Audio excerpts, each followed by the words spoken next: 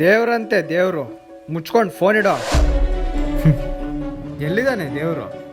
ಆ ಭಾರತದಲ್ಲಿ ಬಾವನ್ ಕೈಯಿಂದ ಬಂಧುಗಳನ್ನ ಸಾಯಿಸ್ತ, ಈ ಭಾರತದಲ್ಲಿ ಜನಗಳಿಗೆಲ್ಲ ನೋವು ಕೊಟ್ಟು ಸಾಯಿಸ್ತಿದ್ದಾನೆ. ಇದು ಧರ್ಮ. ಧರ್ಮ ಹೀಗೆ ಇರುತ್ತೆ.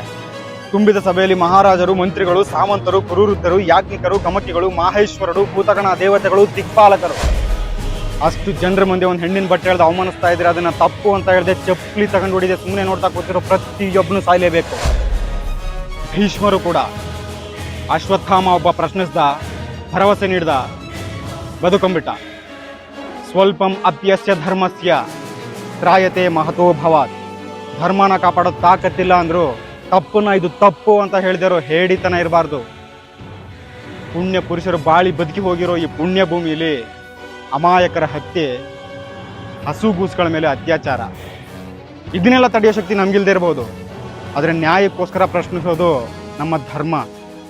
ಅದನ್ನೇ ನಾವು ಮಾಡ್ತಾ ಇಲ್ಲ. ಆದರೆ ದೇವ್ರನ್ನ ಮಾತ್ರ ಚೆನ್ನಾಗಿ ಬೈತೀವಿ.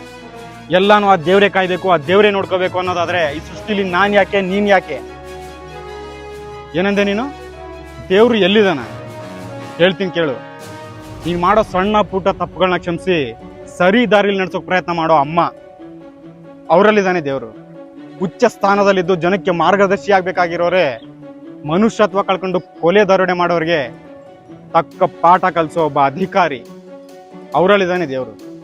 ಒಂದೊತ್ತು ಊಟಕ್ಕೂ ಪರದಾಡೋ ಅಸಹಾಯಕರಿಗೆ ಹಸುವನ್ನ ನೀಗಿಸೋ ಮನುಷ್ಯರಲ್ಲಿದ್ದಾನೆ ದೇವರು. ಕೆಟ್ಟ ಮಕ್ಕಳನ್ನ ಹೆತ್ತು ಬೀದಿಗೆ ಬಂದಿರೋ ತಂದೆ ತಾಯಂದಿರಿಗೆ ಆಶ್ರಯ ನೀಡೋ ಪುಣ್ಯಾತ್ಮರಲ್ಲಿದ್ದಾನೆ ದೇವರು. ಸ್ವಾರ್ಥ ಬಿಟ್ಟು ಸಮಾಜ ಸೇವೆ ಮಾಡೋರಲ್ಲಿದ್ದಾನೆ ದೇವರು. ನೋಡು, ನಿನ್ನ ಪ್ರಕಾರ ದೇವ್ರು ಯಾರೋ ನನಗೆ ಗೊತ್ತಿಲ್ಲ, ಆದ್ರೆ ನನ್ನ ಪ್ರಕಾರ ಇವ್ರುಗಳೇ ದೇವರು.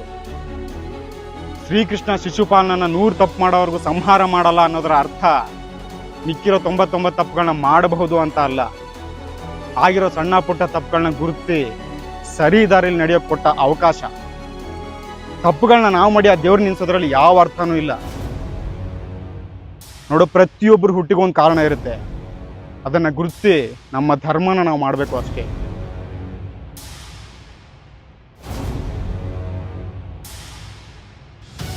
ನೋಡು, ನಿನಗೆ ಇದ್ರ ಮೇಲೆ ನಂಬಿಕೆ ಇಲ್ಲದೆ ಇರ್ಬೋದು, ಆದ್ರೆ ಇದರಿಂದ ನಿನ್ ಮೇಲೆ ನಿನಗೆ ನಂಬಿಕೆ ಜಾಸ್ತಿ ಆಗುತ್ತೆ. ತಗೋ, ನನ್ನ ಮೇಲೆ ನನಗೆ ನಂಬಿಕೆ ಜಾಸ್ತಿನೇ ಇದೆ.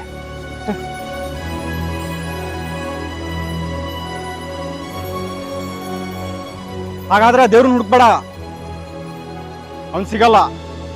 ಸಿಕ್ಕರೆ ನಾವ್ ಯಾರು ಇರಲ್ಲ. ಯಾಕಂದ್ರೆ ನಾವೆಲ್ಲ ತಪ್ಪು ಮಾಡಿರೋರೆ.